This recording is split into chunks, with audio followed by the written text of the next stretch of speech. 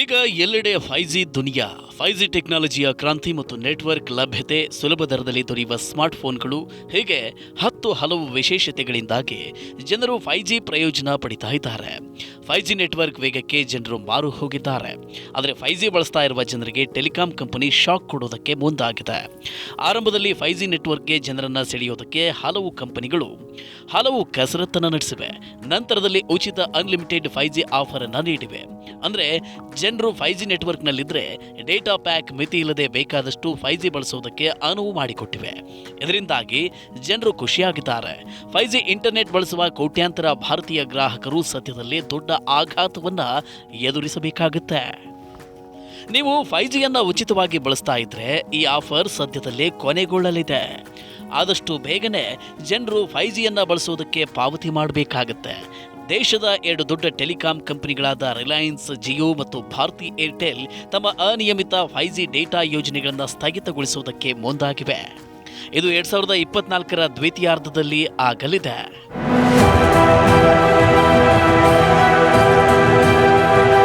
ವರದಿಗಳ ಪ್ರಕಾರ ಹೊಸ 5G ರೀಚಾರ್ಜ್ ಯೋಜನೆಗಳು ಪ್ರಸ್ತುತ 4G ರೀಚಾರ್ಜ್ ದರಗಳಿಗಿಂತ ಕನಿಷ್ಠ 5% 10% ದುಬಾರಿಯಾಗಬಹುದು.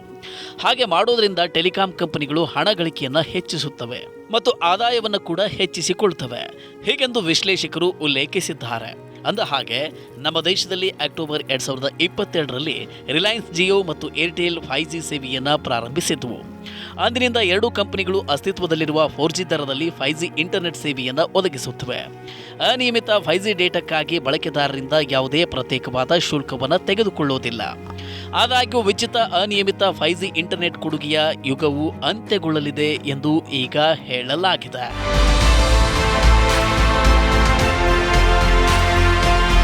ದೇಶದ 2 ಪ್ರಮುಖ ಟೆಲಿಕಾಂ ಕಂಪನಿಗಳು ದೇಶದಾದ್ಯಂತ 5G ಸೇವೆಯ ವ್ಯಾಪ್ತಿಯನ್ನು ಒದಗಿಸುವುದಕ್ಕೆ ಯೋಜಿಸುತ್ತಿವೆ.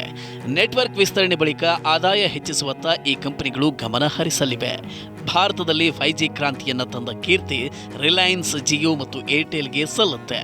2 ಕಂಪನಿಗಳು ದೇಶದಲ್ಲಿ 5G ಸೇವೆಯನ್ನು ಒದಗಿಸುವಲ್ಲಿ ಮುಂದಾಳತ್ವ ವಹಿಸಿವೆ. ದೇಶದಾದ್ಯಂತ ಸುಮಾರು 12.5 ಕೋಟಿ 5G ಬಳಕೆದಾರರು ಇದ್ದಾರೆ.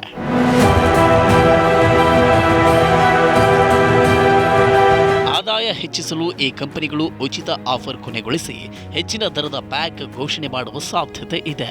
2024ರ ಅಂತ್ಯದ ವೇಳೆಗೆ ಭಾರತದಲ್ಲಿ 5G ಬಳಕೆದಾರರ ಸಂಖ್ಯೆ 20 ಕೋಟಿ ದಾಟುವ ನಿರೀಕ್ಷೆ ಇದೆ.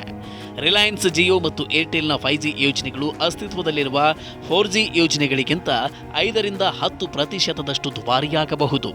ಇದಲ್ಲದೆ 2 ಕಂಪನಿಗಳು 30-40% ಹೆಚ್ಚಿನ ಡೇಟಾವನ್ನು ಕೊಡಬಹುದು. ಇದರಿಂದ ಜನರು 5G ಸೇವೆಯನ್ನು ಅಳವಡಿಸಿಕೊಳ್ಳಬಹುದು ಮತ್ತು ಮಾರುಕಟ್ಟೆಯ ಪಾಲು ಕೂಡ ಹೆಚ್ಚಾಗಬಹುದು ಎಂದು ಮಾರುಕಟ್ಟೆ ತಜ್ಞರು ವಿಶ್ಲೇಷಣೆ ನೀಡಿದ್ದಾರೆ.